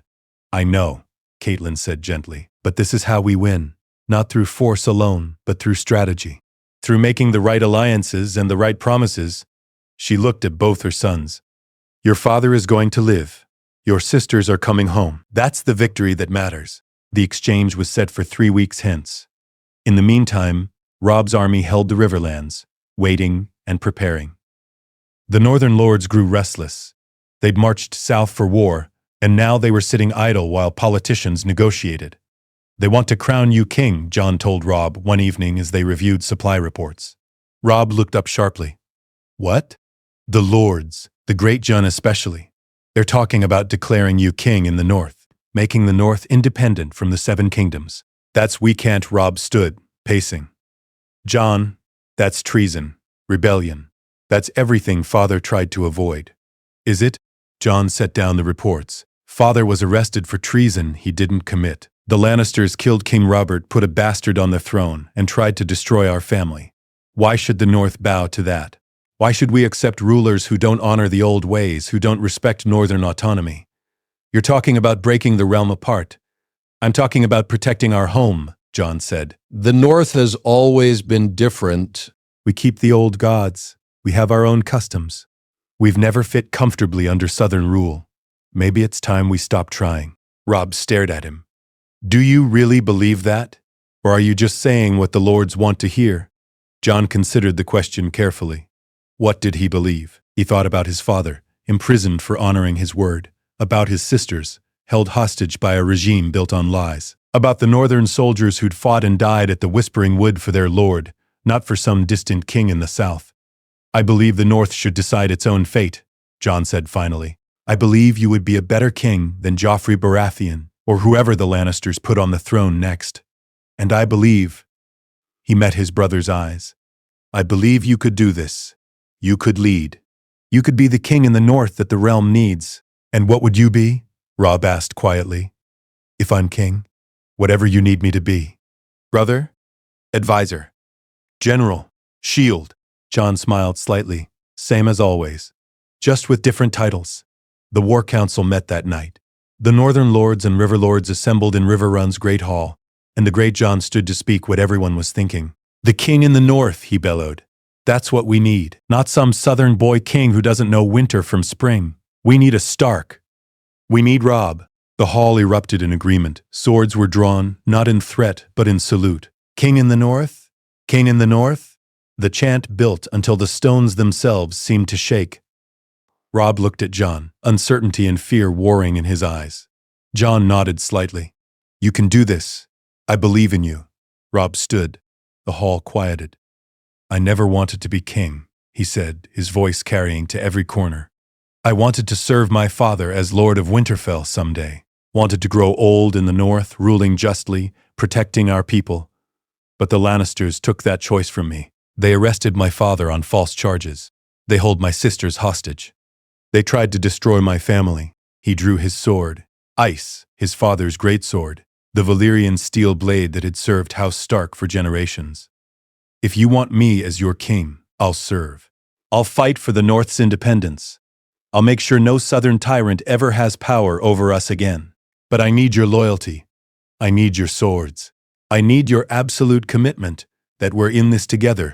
Win or lose, live or die. You have it, Lord Karstark shouted. My swords are yours, your grace. Mine as well, Lady Mormont called. The North remembers. And we remember that Starks protect their own. One by one, the lords knelt, pledged their swords, their houses, their lives. And when the last had sworn, the great Jon stood and placed a circlet of hammered bronze on Robb's head, a crown hastily made but symbolic nonetheless. The king in the north, the great Jon roared. The king in the north, the hall thundered back. Jon knelt with the rest, his sword laid at Robb's feet, his heart full of pride and terror in equal measure.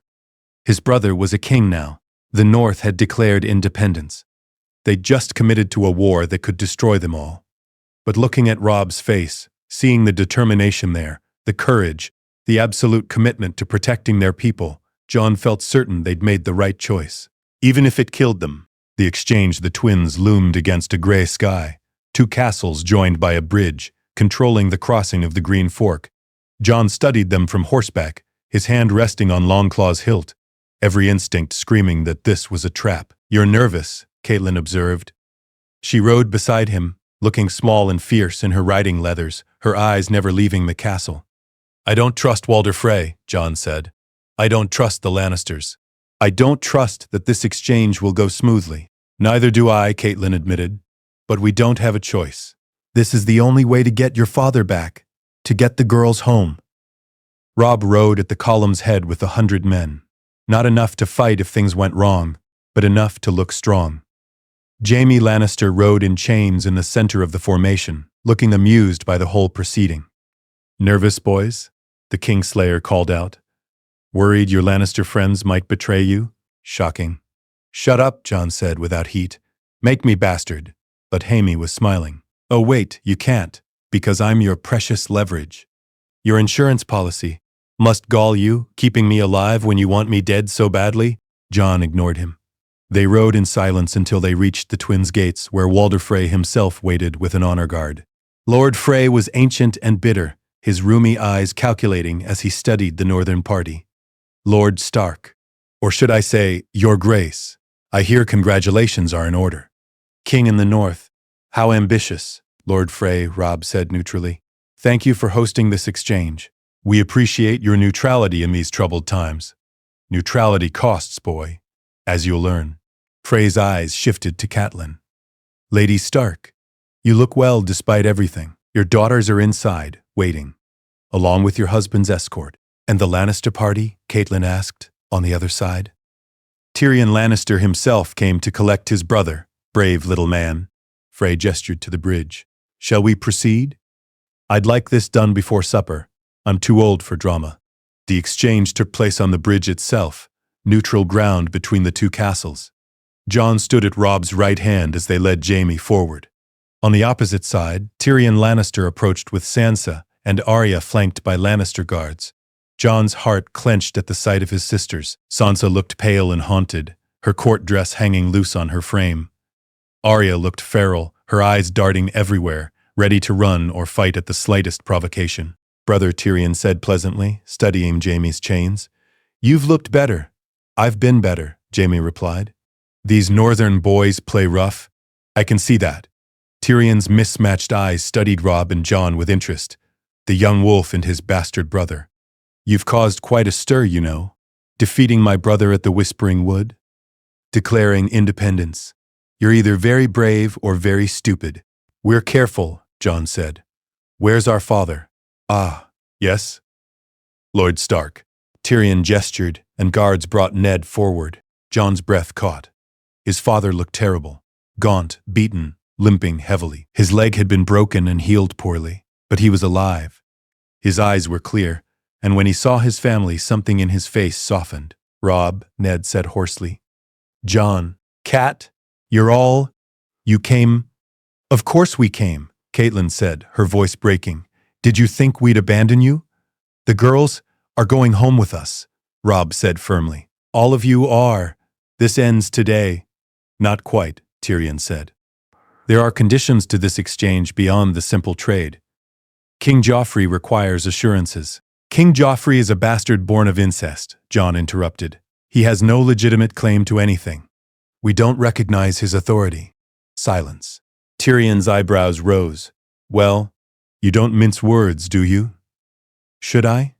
Jon met the imp's eyes. "Everyone knows the truth. Robert's children aren't Robert's children. They're products of Cersei and Jaime's relationship. The entire line of succession is a fraud." "Careful, boy," one of the Lannister guards growled. "That's treason." "It's truth," Jon said, "which is why we'll never bend the knee to Joffrey or any Lannister puppet. The North is independent now. We'll fight you if we must. But we won't submit." Tyrion studied him for a long moment, then, surprisingly, he smiled. "I like you. You've got stones. Stupid, suicidal stones, but stones nonetheless." He gestured to his guards. "Let them go. All of them. Starks for Lannister." As agreed, the exchange happened quickly. Jaime was uncuffed and walked to his brother's side. Ned, Sansa, and Arya were released and stumbled toward their family. Jon caught Arya as she ran to him, pulling her into a fierce embrace. Catelyn had Sansa. Robb was supporting Ned. "One more thing," Tyrion called as they turned to leave. "Tell your father, tell Eddard Stark, that I'm sorry. For what it's worth, I tried to stop this. I tried to save him, but I'm just one dwarf against a kingdom of lions." His expression was genuine. "Good luck, Starks. You're going to need it." They didn't wait for more, didn't stop to debate or negotiate or discuss. They just moved, getting their family off that bridge and onto northern soil before anything could go wrong. It wasn't until they were miles from the twins, safely in their camp, with guards posted and direwolves prowling the perimeter, that they allowed themselves to breathe. Ned sat by the fire, Catelyn at his side, his children arrayed around him.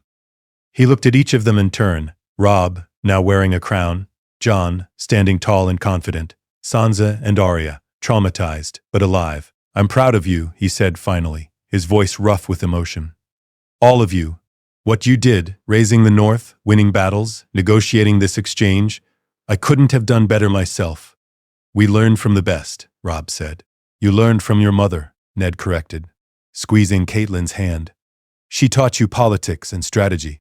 She taught you to think, not just fight. That's what saved me. That's what saved all of us." Catelyn's eyes were bright with tears. "We're together now.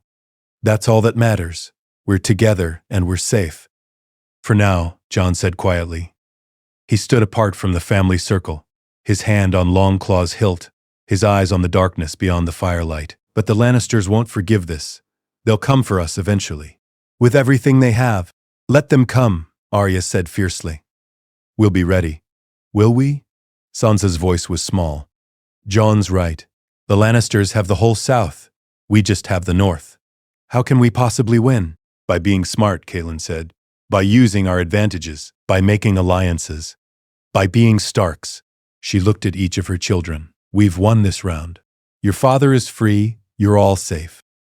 That's what matters. Tomorrow we'll worry about the next battle. Tonight we celebrate being alive and being together." They did celebrate in their quiet northern way. Stories were told, songs were sung. Arya demonstrated some of the survival skills she'd learned in King's Landing. Sansa talked about the court, carefully, not mentioning the worst parts. Robb and Jon described the Whispering Wood battle, and Ned watched his family with something like wonder, seeing how they'd grown in his absence, how they'd become something more than children, how they'd become leaders and warriors and survivors. Later, when the others had gone to their tents, Jon found Ned sitting alone by the dying fire. "Can't sleep?" Jon asked, settling beside him. "Too many thoughts." Ned poked at the embers with a stick. "I keep thinking about what could have happened if you hadn't won at the Whispering Wood, if the exchange had gone wrong. If—" He stopped. "There are too many ways this could have ended in tragedy." "But it didn't," Jon said. "We won. We got you back. The family is together because of you," Ned said quietly. Robb led, yes, but you guided him, kept him steady, made sure he didn't charge off into disaster. He looked at Jon. "I know what you did. Cat wrote to me. Told me how you supported Robb, how you planned the Whispering Wood, how you negotiated the terms of my release. You saved my life, Jon. You saved this whole family." "I just did what needed doing," Jon said, uncomfortable with the praise. "No, you did more than that. You became the man I always hoped you'd be." Ned's hand gripped Jon's shoulder. "I'm proud of you. So proud. And his voice caught. "I need to tell you something. Something I should have told you years ago." Jon's heart started pounding. "Father? Your mother?" Ned stopped. Started again. "Jon, you're not my bastard. I never broke my marriage vows, never dishonored Catelyn. You're—" A scream cut through the night. Jon was on his feet instantly, Longclaw in hand. Ned struggled up, reaching for a weapon. Shouts erupted from the camp's perimeter. Steel rang against steel. "Ambush!" someone yelled. "We're under attack." The red betrayal. The attackers came from everywhere at once. Men in Frey colors mixed with Lannister soldiers, pouring into the camp from all sides. The exchange had been a setup, a trap, and they'd walked right into it. Jon fought on instinct, Longclaw singing through the darkness. A Frey soldier died on his blade, then another. Ghost materialized from the shadows, his jaws closing on a Lannister's throat. "Protect the family," Robb's voice cut through the chaos. "Guards to the family. Hold the line." Jon fought his way toward Ned, cutting through enemies, desperate to reach his father. But there were so many, too many, the camp was overrun. He saw Catelyn defending Sansa and Arya, a dagger in each hand, her face a mask of fury. Saw Robb fighting back-to-back with the Great Jon, both of them bleeding but unbroken. Saw Ned trying to fight despite his broken leg, trying to reach his children. A Frey soldier appeared in front of Jon, blade raised to strike. Jon parried, riposted, killed him. Moved on to the next, and the next. His world narrowed to survival, to keeping his family alive, to holding back the tide. Then he saw him, Walder Frey himself, watching from horseback at the camp's edge surrounded by guards. The old man's face was twisted in satisfaction. "You broke your word," Jon screamed at him. "This was neutral ground. You promised safe passage." "I promised nothing," Frey called back. "Except to Tywin Lannister, who pays better than northern independence. Kill them. Kill them all. The king in the north dies tonight." Rage flooded Jon like fire. He started toward Frey, murder in his heart, but a massive form blocked his path. A Lannister knight in full armor, swinging a greatsword that would split Jon in half. Jon ducked, rolled, came up, slashing. Longclaw bit through the knight's knee. The man fell screaming. Jon's next strike took his head. "Jon," Catelyn's voice. "Jon, help!" He turned, saw his mother surrounded, 3 Frey soldiers closing in. Saw Sansa huddled behind her, terrified. Saw Arya trying to fight with a sword too heavy for her small hands. Jon ran. Crashed into the Frey soldiers like a wave. Longclaw opened throats and bellies, his movements too fast to follow, his strikes too fierce to block. The Freys died, all 3. Jon stood over his mother and sisters, breathing hard, covered in blood. "Are you hurt?" he demanded. "We're fine," Catelyn gasped. "Jon, your father, where's Ned?" Jon's blood turned to ice. He spun, scanning the battlefield. Found Ned surrounded by Lannister soldiers, fighting desperately but losing ground. His broken leg betrayed him. He stumbled, fell. "No!" Jon screamed. He ran. Faster than he'd ever run in his life. Ghost was ahead of him, a white blur of tooth and claw. The direwolf hit the Lannisters like an avalanche, tearing through them, giving Jon the opening he needed. Jon reached his father, stood over him, Longclaw weaving a pattern of death that nothing could penetrate. He killed, and killed, and killed. Defended his father with a fury that surprised even him. The northern forces rallied. Robb's voice cut through the chaos, organizing defense, turning chaos into coordinated resistance. The Great Jon's massive axe cleaved through Frey soldiers. The Mormont forces held the eastern flank. Slowly, impossibly, the northern army stabilized. The Frey Lannister forces pulled back. Not routed. They'd done too much damage for that, but no longer overwhelming. They retreated to regroup, leaving corpses and screaming wounded in their wake. Jon collapsed beside Ned, checking him frantically for injuries. "Father? Father, talk to me."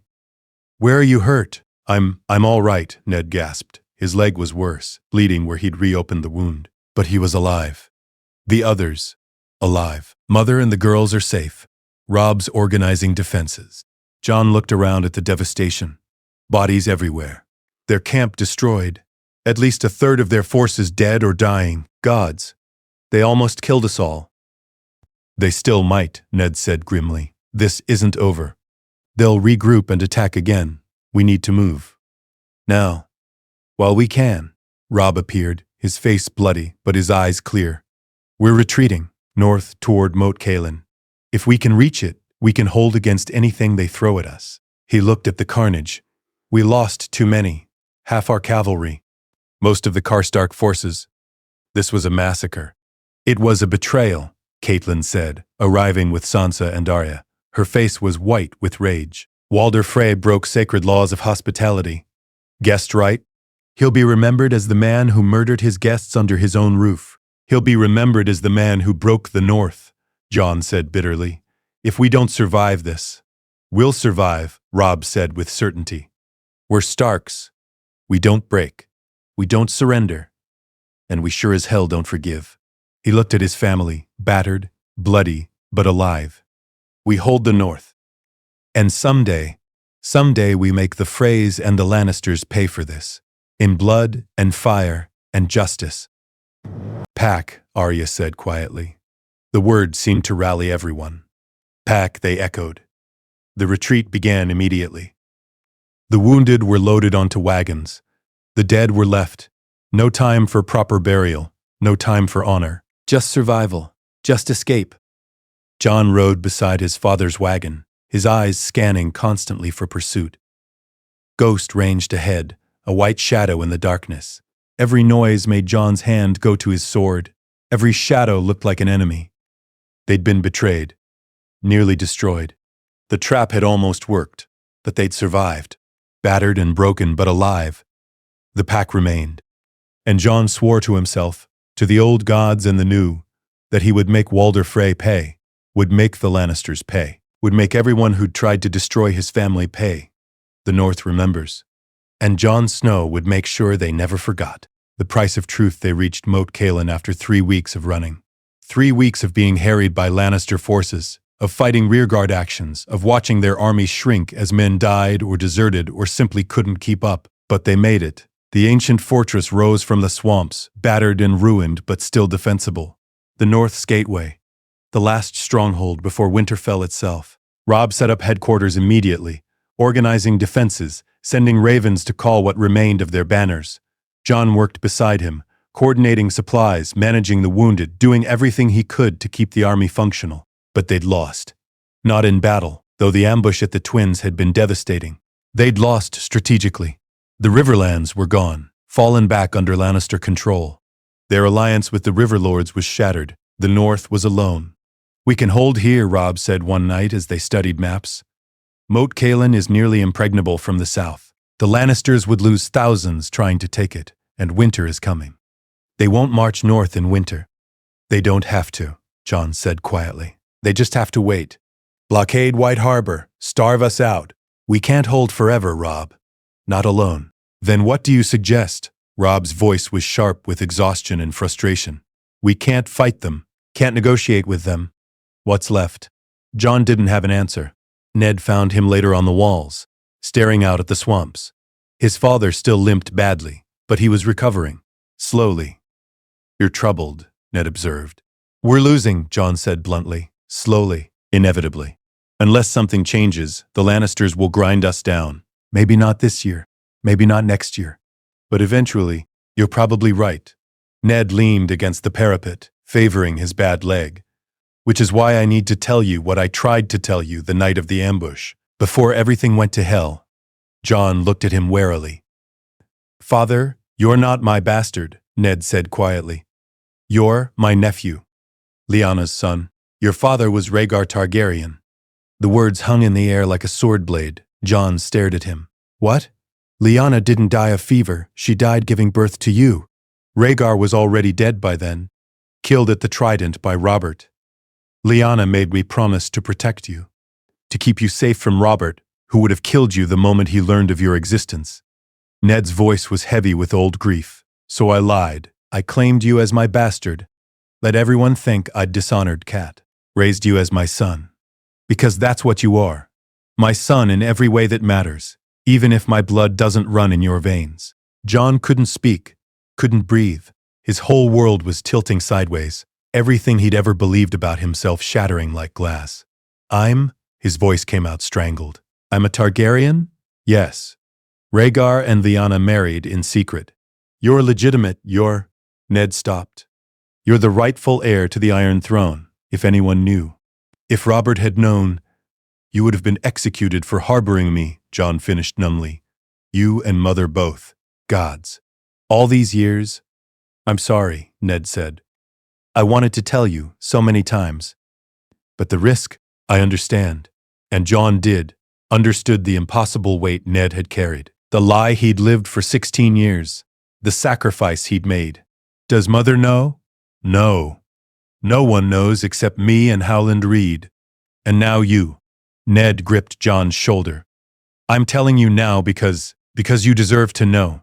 Because we might all die soon and you should know the truth before that happens. And because," he paused, "because your blood might matter.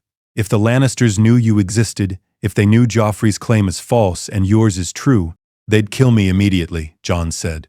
or try to use me as a puppet. Either way, it's a death sentence. Unless you used it first. Unless you claimed the throne yourself.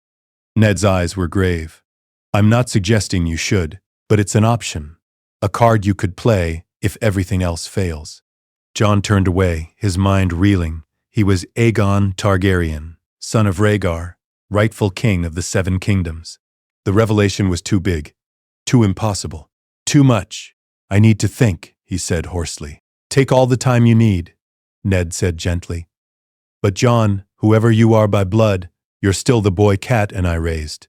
Still Robb's brother, still a Stark of Winterfell. The name doesn't change that. Nothing changes that. Jon nodded, unable to speak, and walked away into the fortress. His mind churned with impossible thoughts, impossible possibilities. He found Catelyn in her chambers, tending to Sansa's hair, his moth. No, his aunt. Gods, everything was different now. Jon, she said, smiling. Are you all right? You look pale. I need to tell you something, Jon said. His voice sounded distant to his own ears. Father told me, he told me the truth, about who I am. Catelyn's smile faded. What truth? So Jon told her. Everything. About Lyanna and Rhaegar, about the Tower of Joy, about the lie Ned had lived for 16 years, about Jon's true parentage. Catelyn listened in silence. When he finished, she stood slowly, crossed to him, and pulled him into a fierce embrace. You're still mine, she said fiercely. Blood doesn't matter. You're still my son. Still the boy I chose to love. Still family, understand? Jon's eyes burned. Even though you're a prince. Even though you're a prince. Even though you're a prince. Even though everything is complicated now. She pulled back, cupping his face in her hands. You're Jon Snow. You're the boy who saved Arya, who helped Robb win battles, who protected his family at the Twins. That's who you are. Not some long-dead prince's son, not a name in a history book. You? I don't know what to do with this, Jon admitted. I don't know. You do what you've always done. You support your family. You help your brother. You protect your pack. Catelyn's eyes were fierce. The rest will sort itself out. But don't let this break you. Don't let it change who you are. Jon nodded, holding on to her words like a lifeline. He was Jon Snow, Stark of Winterfell. That's all that mattered. Everything else could wait. The final stand winter came early that year, descending on the north like a killing frost. The Lannisters couldn't march through the snows and the cold and the inhospitable northern terrain. But they didn't need to. They just waited, watched, let winter do their work for them. The north starved, not immediately, not dramatically, but slowly, inevitably, the supplies dwindled. Trade routes were cut, White Harbor was blockaded. The harvest had been poor. Winter stores that should have lasted years were being depleted in months. Jon watched it happen with growing horror, watched children go hungry, watched old people die of cold, watched the North bad, his home, his people, suffer because of a war they couldn't win. We need to end this, he told Robb one bitter night as they huddled around a fire in Moat Caelin's drafty hall. The North can't survive another year of this. Maybe not another season. End it, how? Robb's face was gaunt. The crown of the king in the North sat heavy on his brow, and the weight of leadership had carved lines in his young face. We can't beat the Lannisters. Can't negotiate with them. What's left? We could surrender, Jon said quietly. Robb's head snapped up. What? Not unconditionally, not dishonorably, but negotiate terms. A peace treaty. The North remains independent, but we stop fighting. We trade. We coexist. We find a way to live that doesn't involve watching our people starve. The Lannisters would never agree to that? They might, if we gave them something they wanted more than our destruction. Jon took a breath. Me. They want a Targaryen heir eliminated. If I revealed myself, offered to take the Black to give up any claim to the throne permanently, they might agree to let the North go. Absolutely not, Catelyn said from the doorway. They turned to find her standing there, her face carved from ice. You're not sacrificing yourself. I won't allow it. Mother, no. She crossed to them, her eyes blazing. I didn't spend 8 years learning to love you just to watch you throw your life away. There has to be another option. What option? Jon asked. The North is dying. We need peace. If my blood can buy that—" "Your blood bought you a mother who loves you," Catelyn interrupted fiercely. "A family who would die for you. Brothers and sisters who need you. You're not a bargaining chip. You're a person. My son. And I won't let you go." Jon looked at her, this woman who'd chosen to love him, who'd transformed his entire life through that choice. And he understood that sometimes love meant accepting sacrifice, meant doing what was necessary even when it tore your heart out. "I know," he said gently. But sometimes, a raven arrived, interrupting the conversation. Maester Aemon, who'd come from the wall to advise them, brought it personally, his ancient face grave. "From King's Landing," he said. "From Tyrion Lannister." Robb broke the seal, read quickly, his expression shifting from suspicion to shock, to something that might have been hope. "They're offering peace," he said slowly. "The Lannisters. They're offering to recognize northern independence in exchange for—" He looked at Jon. "In exchange for Jon taking the Black. For giving up any claim to the throne. For disappearing to the wall forever?" "No," Catelyn said immediately. "It's what I suggested," Jon said quietly. "It's the only way to save the North. There has to be another way." "There isn't." Jon took her hands. "Mother, listen to me. The North is dying. Our people are starving. Children are freezing. This war can't continue. And if my sacrifice, if taking the Black, if giving up the throne I never wanted anyway, if that saves everyone else, then it's not really a sacrifice. It's just the right thing." Catelyn's eyes filled with tears. "I can't lose you. Not after everything. Not after—" "You won't lose me. The wall isn't that far. You can visit, write letters. I'll still be me, just wearing black instead of gray." Jon smiled slightly. "And honestly, the Night's Watch might be where I belong anyway. No politics. No succession disputes. Just defending the realm from real threats. That sounds peaceful." "You're 17, Catelyn whispered. "You're just a boy. You shouldn't have to—" "I'm old enough to make this choice," Jon said. "And I'm making it. For the North. For the family. For you." He looked at Robb. "Accept their terms. Make the peace. Save our people." Robb looked torn. "Jon, do it. Please, let me do this one thing. Let me matter." "You matter," Robb said roughly.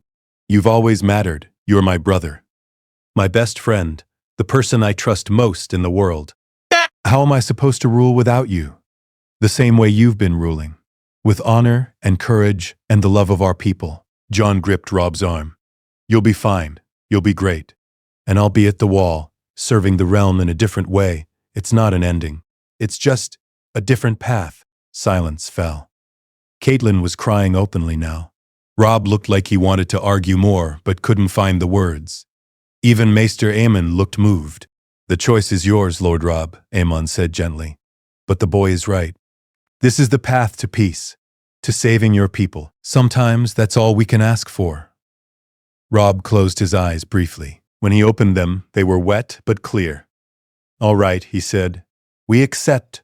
We make peace." Jon goes to the wall. He looked at his brother.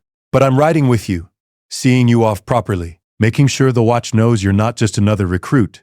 You're Jon Snow, who saved the North, who sacrificed everything for his people." "I'd like that," Jon said quietly. The negotiations took a month. Terms were drafted, treaties signed. The North would remain independent, a separate kingdom with its own laws and customs. The Lannisters would lift the blockades, restore trade, and leave the North alone. In exchange, Jon would take the Black, renounce all claims to the Iron Throne, and serve the Night's Watch for the rest of his natural life. It was, objectively, a good deal. The North won its freedom. The realm gained stability. Everyone got what they needed, except Catelyn, who felt like her heart was being torn out.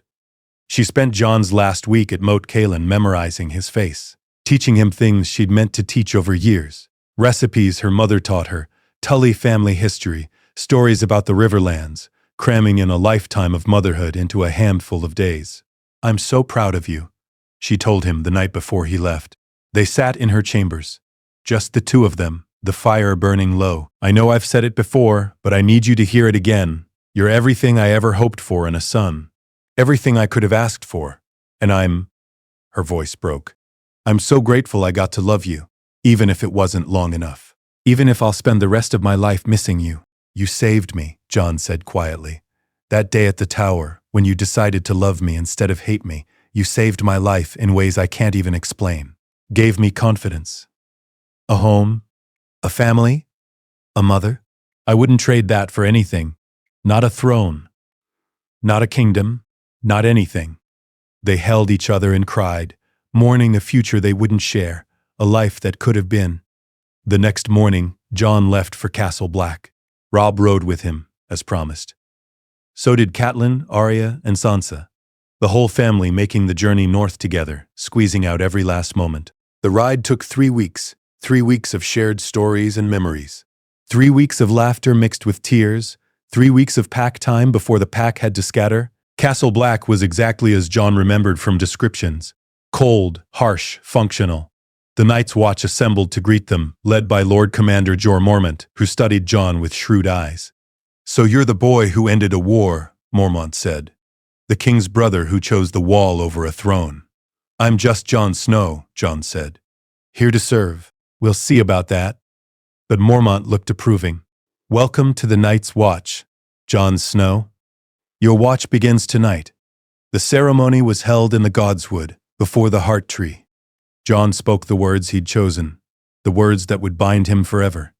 Night gathers, and now my watch begins. It shall not end until my death. I shall take no wife, hold no lands, father no children. I shall wear no crowns and win no glory. I shall live and die at my post. I am the sword in the darkness. I am the watcher on the walls. I am the fire that burns against the cold, the light that brings the dawn, the horn that wakes the sleepers, the shield that guards the realms of men. I pledge my life and honor to the Night's Watch, for this night and all the nights to come. When he finished, Robb embraced him fiercely. You're still my brother, always. Distance doesn't change that. Always pack, Jon agreed. Catelyn held him last longest. I love you, she whispered. My son, my brave, beautiful boy. I love you so much. I love you too, mother, Jon said. Thank you. For everything. For saving me. For choosing me. For loving me when no one else would. You gave me the world. Then they were gone, riding back to Winterfell, leaving Jon behind in black. He stood on the wall that night, looking south toward home, and felt the weight of his choice settle like a cloak. This was his life now. His duty. His purpose. He was Jon Snow of the Night's Watch. Defender of the realm, guardian of the wall, and he was proud. Epilogue. The long peace, 5 years passed. The North prospered under Robb's rule. The king in the North proved to be wise and just, guided by Catelyn's counsel and the lessons Jon had taught him. Trade flourished. The harvests were good. The people were content. The realm south of the Neck descended into chaos. Joffrey was assassinated. The Lannisters fought among themselves, and eventually a great council was called to choose a new king. The realm fractured into smaller kingdoms, none strong enough to threaten northern independence. The North stood apart from it all, untouched, free.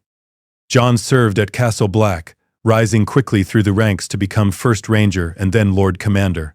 He led the watch, in defending against wildling raids, in preparing for winter, in maintaining the wall that had stood for 8,000 years. He was content. Not happy. Happiness was too simple for the weight he carried. But content. Purposeful. Useful. Catelyn visited twice a year, every year, without fail. Brought news from Winterfell. Told stories about Robb's children, 3 now, with a 4th on the way. About Arya's adventures. About Sansa's marriage to a northern lord. About Bran's wisdom as Winterfell's castellan. You should see them, she told Jon during one visit. They sat in his chambers, drinking mulled wine against the cold. Your nieces and nephews. They ask about you. Want to meet their Uncle Jon who guards the realm. Maybe someday, Jon said. When they're old enough to travel north. Robb wants you to be named regent, Catelyn said. If anything happens to him before his children are grown, you're the only person he trusts completely. I can't. My vows can be set aside in extraordinary circumstances. The realm would understand. She looked at him seriously. Think about it, that's all I ask. Jon did think about it. Thought about returning to Winterfell. To his family. To the pack he'd left behind. It was tempting. Gods, it was tempting. But his place was here. At the wall.